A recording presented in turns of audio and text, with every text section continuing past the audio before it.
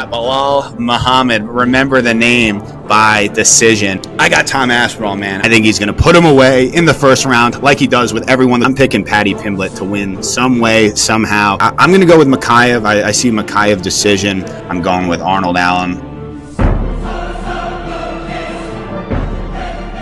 UFC 304 took place this Saturday night. Let's just get right into it, kid. Is Tom Aspinall the best heavyweight in the world or what? That's all I've been waiting to get on here and ask you and tell our 300 lovely fans. Can you tell me who's the best heavyweight on the planet right now? Who's the heavyweight champ? John Jones, like I've always said, is the best heavyweight and continues to be the number one pound-for-pound fighter in the world. Now, like I told you, Tom Aspinall, an elite fighter. I never ever told you that he wasn't elite. He came in as a 4-1 favorite. He came in as a 4-1 favorite. Rushed in. There's a reason why he's a 4-1. I agree, and we both predicted him to win by first round stoppage, and that's what he did. Props to him, and a very impressive performance. He continues this nice little run that he's on, and we look forward to the future of the heavyweight division. I will say it's exciting to watch. I'm excited to see his career continue to play out, and yeah. To quote him, what would it take? What would it take for this guy to like get some legitimacy in your world? Like, could it have been any more impressive? Dude, he's a top 6 or 7 pound for pound fighter for me. All right, how is that not legitimate? He's a top 6 or 7 pound for pound fighter for me. Why is he not fighting John Jones? Like, how after that are we still gonna say Jones versus Stipe is okay? Like, how is Stipe a more deserving contender?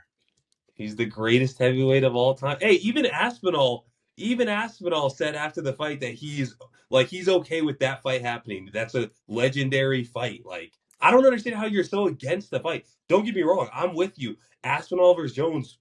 Who wouldn't want to see that? But what I'm saying is, Stipe John you're acting as like Stipe John is just like a not exciting fight. Like, come on, bro. It's a very exciting fight.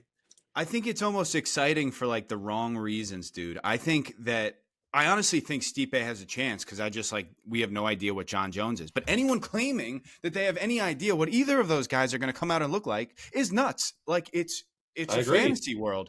We saw him against Dom Reyes 4 years ago.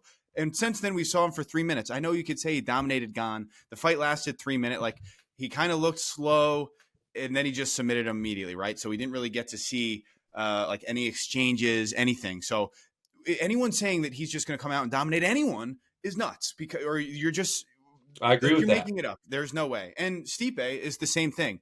The last time we saw him get flatlined bad. Well over 3 years ago. And what happened after that fight? It was 1-1 versus Francis Ngannou, and nobody wanted a trilogy. So there was a reason. Guess what? If he was still like in his prime, this deserving contender, what would they have done? Because there wasn't an immediate an immediate next contender for Francis. Was there at that time? No. Yeah, so, it was Cyril Gane. What do you mean? Well, no, Cyril Gane had just beaten like Junior Dos Santos at the time, I think. And then he had to go. Aspinall beat who to get an interim title shot? Like, no. Okay. It's heavyweight.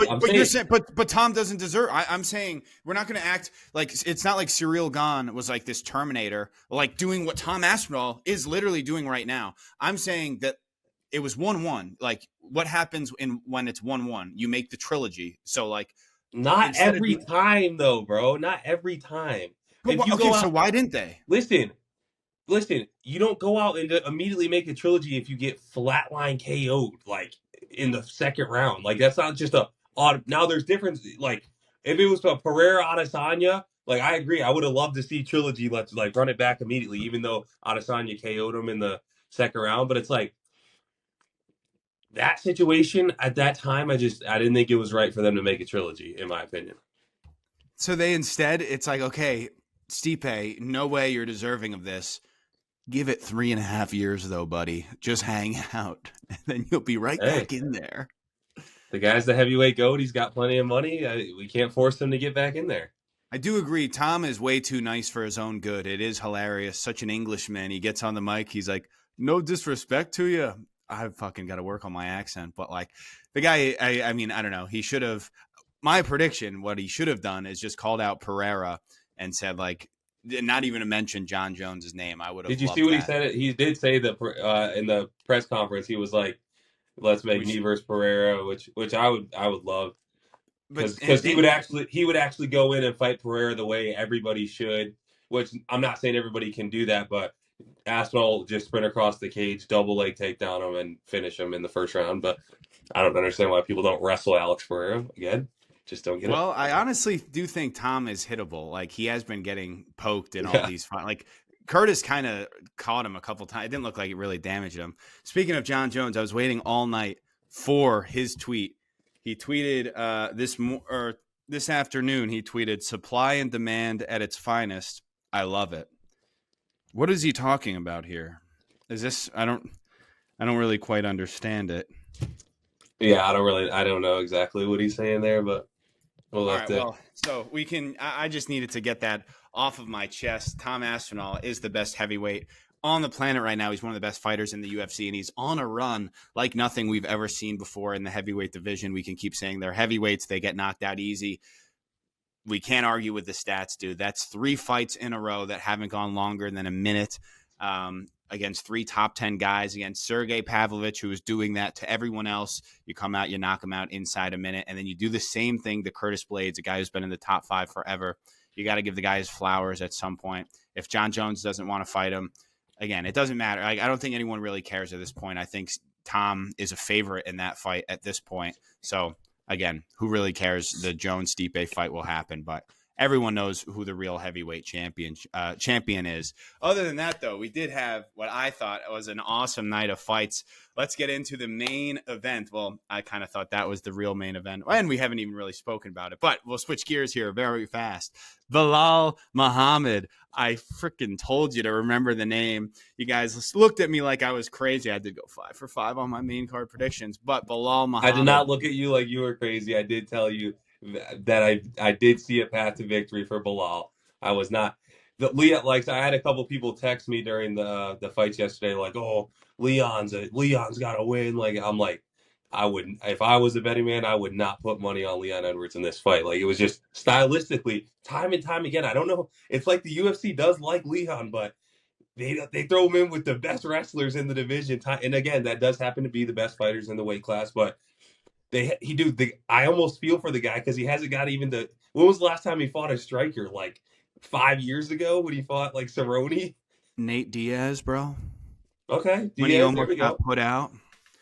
But, well, 50, you're saying 45, but yeah. that you're saying they keep 49-46. Nate won the last round. You're saying they keep putting him in there with wrestlers. Who else are they supposed to put him in there with? I'm not saying that they're not like. I would have to look. I'm just saying. I think there's some that you could have given him in this little. I know his title run hasn't been crazy long or anything, but I would have liked to see him fight like a Shavkat. Not saying Shavkat wouldn't wrestle him, but I think Shavkat versus Leon is they're gonna stand and trade in that fight. And again, I'm not taking anything away from Belal.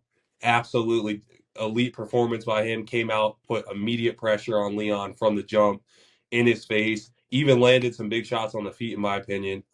That first uppercut he landed, I thought hurt Leon. Um, he looked good, dude. I will say this, bro. You know how you talked about the PEDs before? Dude, he's got to be on some serious sauce. Like his body, dude. When he was on the ground one time, I'm like, in his abs and shit, you could see veins just coming out everywhere, bro. Like, come on, dude. Yeah, I was watching it with a couple of my buddies. The amount of remarks that were made about that guy's lats and his delts, his back is just freaking, oh my goodness, dude. He could not be more jacked. And a lot of pictures are going viral of him now from the beginning of his career. Like, bro, as a professional athlete, you do not make that big of a change in your body in your 30s, dude. There are these pictures He's going. 36. Yes, bro. I don't get how you get away with steroids in this day and age. I know like USADA's been out for whatever the last like year maybe at this point, but I don't know how you get away with it. But like, dude, it's hard to believe that guy is natural. The UFC fighter build like a lot of these martial artists, you could be like jacked. There's a difference between like lifter jacked and like, you know, MMA jacked, because you're not lifting that many weights. So to be that shredded is a little bit strange. But dude, are you seeing these pictures from when he was weighing in at the Yeah. beginning of his career, in the, not even like before the UFC, I'm saying Yeah. in the UFC?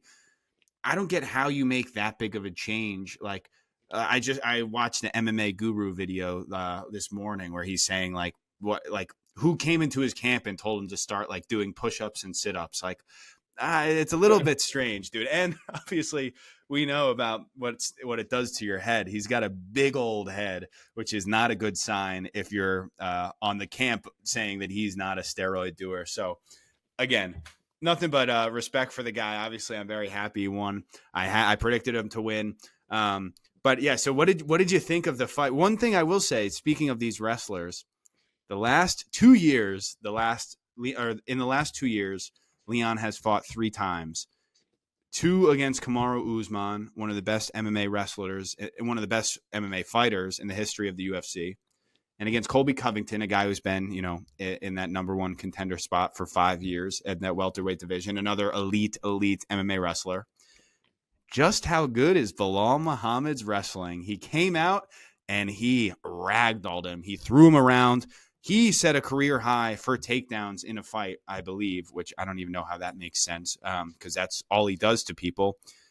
Just how good is Belal Muhammad? How Usman dominated that fight, the first fight, or I guess it was technically their second fight, but the one, you know, August of 22, the head kick dead. He dominated that fight, but he wasn't just like ragdolling him. Leon had a lot of success with his anti-wrestling, even had some good offensive wrestling sequences in there. In the trilogy, Kamaru couldn't get him down at all. Colby couldn't get him down last November, December, whenever that was. How good is Belal Muhammad, dude? Dude, when the first double leg he shot, bro, when he got the arms clenched and just picked him up right away, like right after that takedown, I'm like, dude, this is gonna be it's either gonna be like this is like Leon's in with some like a serious battle tonight. I knew right off the rip. And it's just, dude, you know, there's guys like when you and I actually went, you know, that was Bilal's debut that we went to in Atlanta. It's like, and don't get me wrong, when we go out, I'm not saying that I'm like, oh, I thought this guy was going to be champion, nothing like that. But when you go, listen, when you go to these Oh live my God. events, you watch some of these guys fights, and I just remember this because I remember watching him fight, and I remember watching Drake's fight, like back when they were on like prelims and shit, bro. And it's like not about their skills or what the, like, but how physically strong they are in the cage when you're like sitting in the arena and you can see them. It just like pops off, and I just remember that years past, just not even saying like, oh, this guy's good, just him being so physically like. There's guys that are just so much physically stronger. Like even Aspinall compared to a lot of these heavyweights, I feel like he's a lot more physically stronger, I think, than a lot of these heavyweights. You know what I mean? It's just like his frame is just built for heavyweight. Like whereas some guys are obviously working their way up or whatnot like that. I was just so impressed with him, man. Like, from the 2 minutes into the fight, again, we can ask anyone I was sitting with. I was so sure he was going to win this fight. Like, you could just tell, like, he was confident. He just ran at Leon, dude. A guy who, again, how impressive is the run that Leon's on? Everyone's saying he's, you know, top, whatever, 3, 4, 5, pound for pound. Belal talked all the shit in the world. He said he was gonna be the champ, and he went there and he just took the belt from him in his backyard. I could not be more impressed with him. And what nobody saw coming, he outstruck him. He hurt him multiple times on the feet. I could have seen it happening where he was getting a little too in love with his hands, and then he Yeah. ends up getting caught. But it didn't happen, dude. At the beginning, I felt like at the beginning of like almost every round, they had like a big exchange. Like Belal was like, "All right, I'll throw with you for 5 seconds, and then I'm right back to crotch sniffing." But like, dude, that uppercut, like you mentioned, he stunned him a couple times. We're not going to act like it was a striking masterclass, but dude, just could not be more impressed with the guy. And for all these people, so many people are calling out the UFC, saying or whatever, saying this was a boring fight. Dude, you're a moron, dude. That was a great fight. I get No, it that was a striking. high level fight. Yeah, Even off Leon's side, to fight somebody like that who's putting that kind of pressure with that elite level of wrestling on you, and for Leon to just even have the defenses and the scrambles to make it a even more competitive fight. Like, dude, that was a very high level MMA fight. You know what I mean? Like, very Yeah. high level.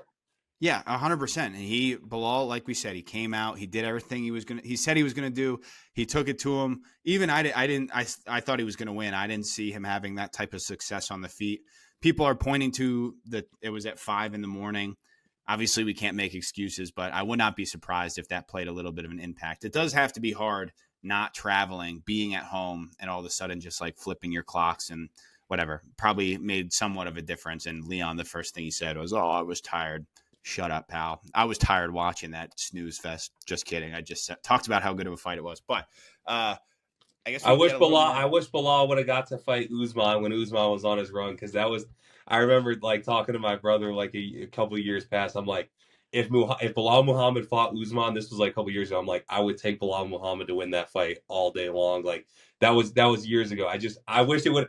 I wish he would have dethroned Usman instead of Leon, just because Leon. I'm a fan of Leon. I'm a fan of Bilal too, but we got to be honest. It is high level MMA, but it is not the most entertaining. We have to say that. Yeah. But again, maybe it was just because, since, like I said, maybe he had a little parlay or two. Definitely had, that was the last, I was 4 or 5 on the main card at the time. So I really wanted Leon, and just for the memes, for the upset. So maybe I had a little more riding than anyone else, but dude, if you were not, I could not sit down, dude. I was going crazy. And I know that sounds crazy. It wasn't the most entertaining fight, but I was losing my mind. I could not believe what I was watching. Belal, remember the name Muhammad, is the welterweight champion of the world. He's been saying that for years. And last night, Saturday night, he became the welterweight champion of the world in a division that's been so stacked, that has seen all these top guys. Usman, a top 10 pound for pound fighter in the history of the sport. Leon comes in and people are like, wow, how good is this guy? He's 30% better as the champion. Teddy Atlas, yeah. And look what he did to him, dude. He dominated him. And now what does he get? He gets right in the presser after, and he's like, bring it on. I want Shavkat, JDM, Ian Gary. I want it all. I love it, dude. I'm very happy for the guy. He's such a little dork. He's such a loser, but like, oh my goodness, dude. I was jacked up watching that. So good for him. What do you do?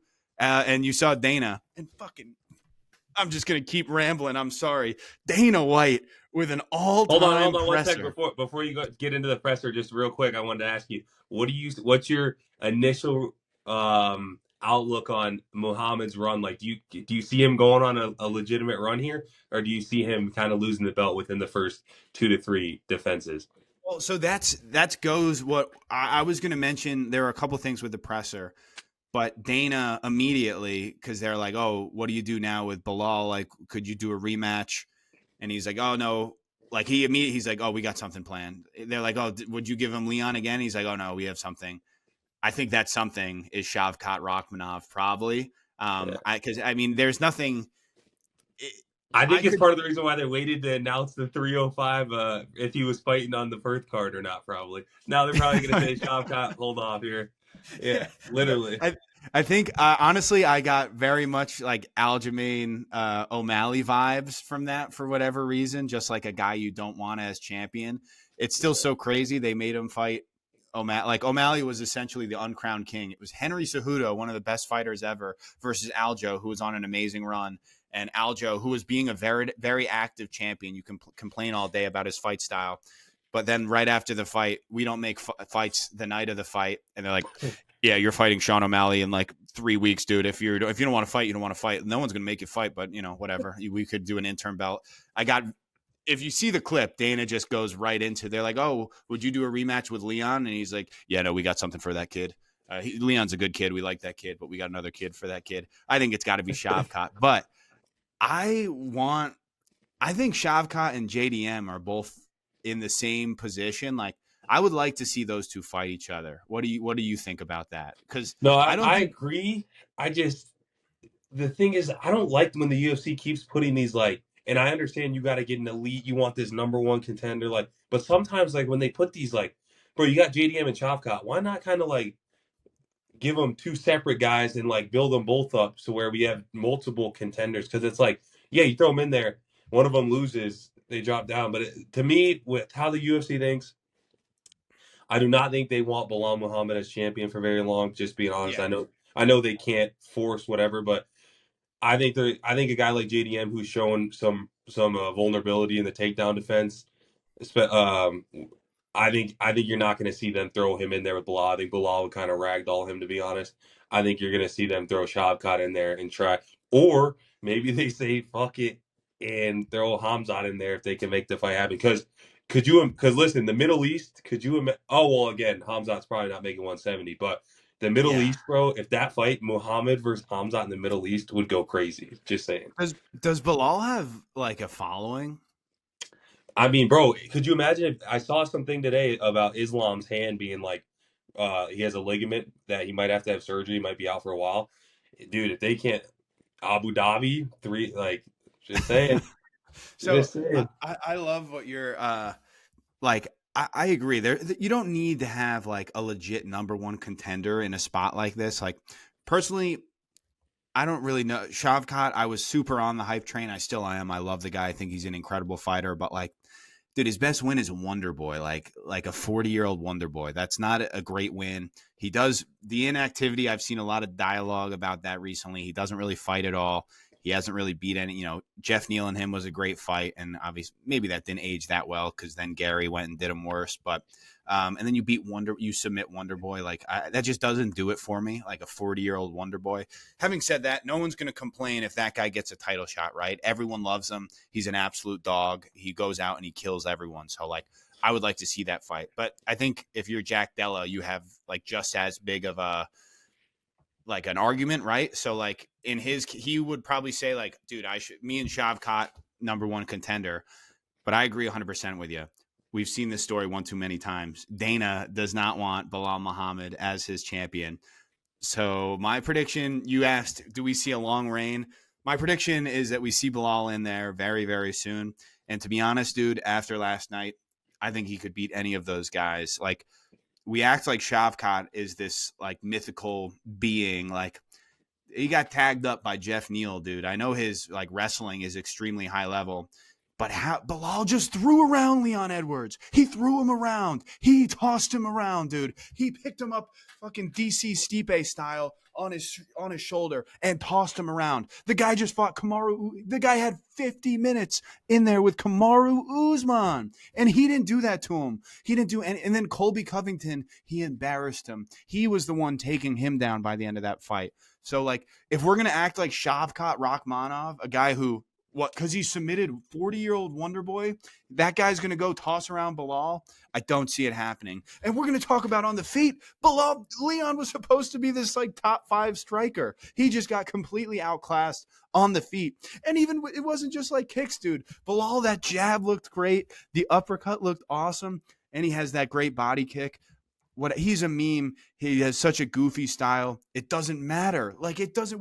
Because Leon's got the Dorito back, dude. Who cares, bro? Like whatever. I don't know. I think he could beat any of those guys. He is old, so like we'll see what happens. How do you see Belal Muhammad's title reign going? Like how does he stack up with Shavkat, with JDM, with Kamaru Usman possibly? Those guys with the heavy or like wrestling background, I agree with you. I still think Bilal's wrestling is better than most of those guys, if not all of them. But with Shavkat again, like you said, we haven't seen him enough to know. Like I seen today that he's like minus 225 against Bilal if they fight, which is like pretty crazy. But like again, like you said, I don't know. Like I would probably slightly lean Shavkat, but I could see Bilal going in there and taking him down like no problem Yeah. as well. But I don't know. We'll see. We'll see about that one. I think JDM. I think I would take Bilal on that one. I think he could ragdoll him pretty easily. And then Usman, I think that would be a pretty great fight. Just at this point of their careers, like Bilal's got this momentum going. He's the champion now. I would lean slightly Bilal on that one. But yeah, dude, it's gonna be interesting to see what they do. I think they're definitely probably gonna do Shavkat next. And That was my I'll next. be Yeah. excited for that fight, bro. I'll be very excited. That was my next question. I was going to ask. I saw someone on Twitter say they should just give Usman the shot, which would be not like the guy has lost 3 in a row. That's Yeah, nuts. It seems welterweight is just different than like everyone just gets the infinite. Like Colby was so undeserving of that, but then they just gave it to him. I And one like. more note on. Oh, go ahead. No, I What? was gonna say just for some. I like Ian Gary versus Leon. I love it. That's, Yeah, yeah, dude. it's a good one. There's a little bit of a backstory. Remember, people were hyping that up as like, oh, if Gary could go on, win another fight or two and get in that title picture, like they could build that fight up very easily. We remember Ian Gary like allegedly kicked out of that gym. He claims that he would, touch up Leon in sparring, which I don't know. Who knows if that's true? But like, yeah, what do you do? Leon just looked defeated, man. Or what I was gonna say, well, then I'll get back to that. The head kick, which in my opinion is the greatest knockout, maybe one of the greatest moments in the history of the UFC. Overrated, dude. And 9 out of 10 times, Kamaru Usman just easily blocks it, and then the next minute goes by, and Usman is still the champion, dude. People act like, oh, we saw him in the back, dude. We saw him in the back. That 1-2 high kick, that switch. Oh, the coach yelling it out. The coach yelling it out, dude. Like, I got news for you. If you listen, people act like the coaches didn't say anything, and it was like a football play, and they like called it out. It was like, no, they're yelling shit the entire time that doesn't land. So like, I don't know. I'll be easy on that one, but that did make me think of it last night because like, let's not act. Leon Isn't just it? there was Isn't it crazy how every MMA fight's different though? Like yeah. even if it's the same fight, it's different. Like, dude, Belal fights Leon the first time, doesn't pressure at all. It gets fucking pieced up in the first round. Fucking then Leon gets dominated by Usman the second fight, lands a head kick. They come out immediate rematch, and Leon dominated, like not dominates him, but Leon Dominated. outclasses them. Really, like it's crazy, bro. Yeah, I think going into this fight, what did everyone say? How much better has Leon got since the last time they fought?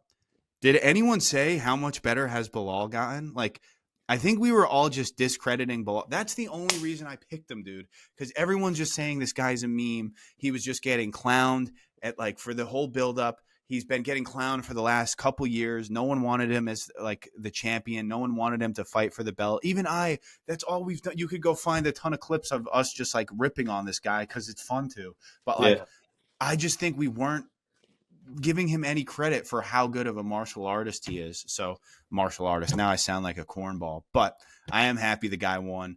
I agree with you. I think they'll give him Shavkat. I think Dana kind of hinted at that. But still a fun, pardon me, a ton of fun, interesting fights to make at this 170-pound division. So I'm interested to see what happens. And I do agree, maybe Leon versus Gary next. We didn't really, I'm going to, or we'll get into Paddy and then we'll circle back to Tom. Paddy the Baddy. it's Oh, one of the sickest Paddy the walkouts. Baddy. What's that? I said it's one of the sickest walkouts for sure. Come on, dude. You gotta. What did we sat here last week? You and I had a decent prediction show, dude. I thought the tables were gonna turn with Paddy Pimblett, and oh how they have. Not too much talk of the Jared Gordon days anymore. I think this guy has grown on a lot of people. He seems to have grown up maybe a little bit as well. Very happy for the guy. I thought he looked great. I don't know how much it was him looking great or Bobby Green looking bad. One of the oddest moves we've ever seen, shooting for a takedown. What'd you make of that fight? What do you make of Paddy Pimblett? Where do you go next with him? Talk to me about this. First and foremost, tip the cap to Paddy the Pimblett, and an unbelievable performance by him. We both did pick him to win, although we were like, listen, Bobby Green's the better fighter, but we just had that feeling. That's what you You do, know what I dude. mean? It's the It's just, UFC. You don't just say this guy's yeah. better. Listen, you don't just want, you also don't want to get in the way of these big momentum guys in the UFC. It's just, don't get me wrong. Some of them fall at times. Not everything goes just how the UFC wants it, but listen, he came out. I text you, I think, immediately during the fight, and I go, bro, he looked like a middleweight compared to Bobby Green. Like, Big dude. dude, like that, they look legitimately two weight classes different than each other. He came out throwing the calf kick early, and then it seemed like he just was a little too. I don't know if Bobby was just uncomfortable or he was a little too strong or what, but Bobby he threw another kick. Bobby shoots for the takedown and falls right into the triangle, dude. It's Dude, crazy. Bobby looked a little bit strange. Like, I'm trying to watch my words here. Sometimes we forget that these guys, what they're doing, they are professional fist fighters. I don't think that's all too good on the old dome. And that guy's been doing it for a very long time. An interesting stat, I did not know this. He's like fourth or fifth all time in significant strikes landed in the UFC. Isn't that fucking insane? The guy's been in the UFC Yeah. for a long time. Oh He's yeah. also got knocked out. And He's lost 16 times. yeah, he's got the basketball record at the All-Star break. Him and like Alexander Volkov. I think Bobby is like 35-15, or you could just say the Jorge Masvidal record. All due respect to Gamebred, but dude, the guy that finish against Jalen Turner, one of the latest stoppages ever. I don't know. He did not seem like himself. He just changed his name to King Green. The press conference was very weird.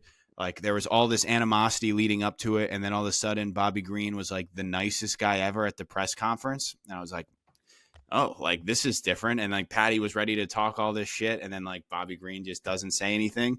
And he's like, yo, it's all love, dude. And Paddy's like, what?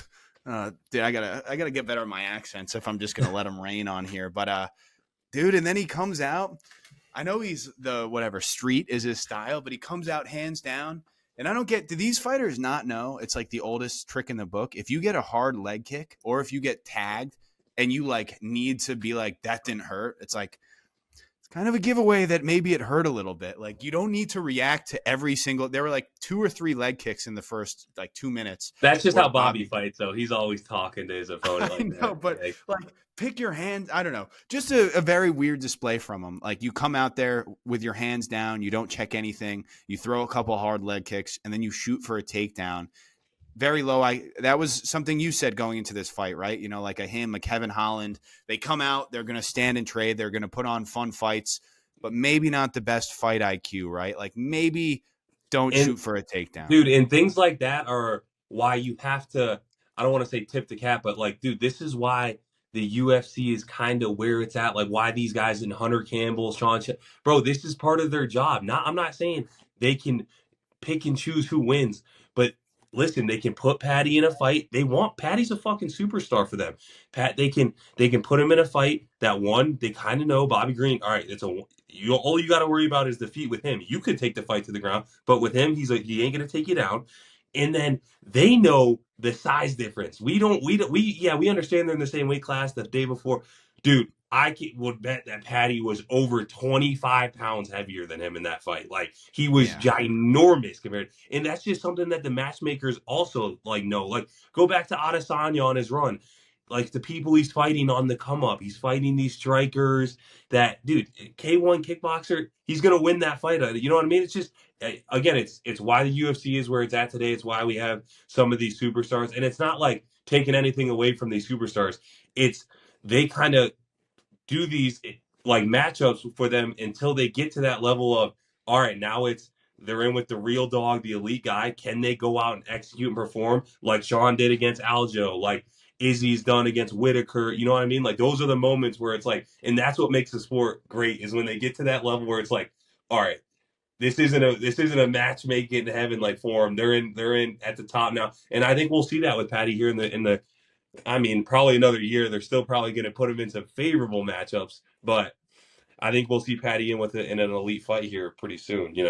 Yeah. Like, the first name, like, everyone always talks about the O'Malley come up, but like, dude, regardless of like where these guys were ranked that he was fighting, like, was he fighting any like big time wrestlers? Like, zero, bro, zero.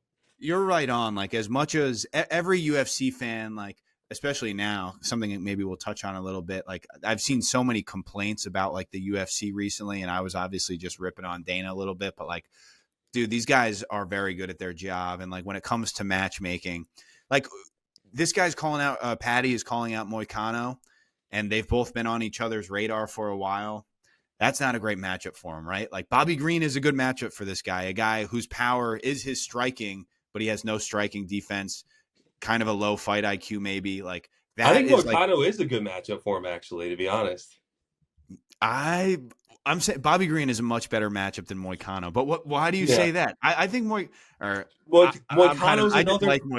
he's another former featherweight turned Yeah, like he yeah. knows what he's doing, bro. He's not dumb. These guys, most fighters, they're not dumb when they're Easy calling out. money. Yeah, when Let they're me tell you calling out certain something. guys, they're not dumb, bro. They're calling out usually calling out people that they have either seen or they feel they have an edge over most of the time.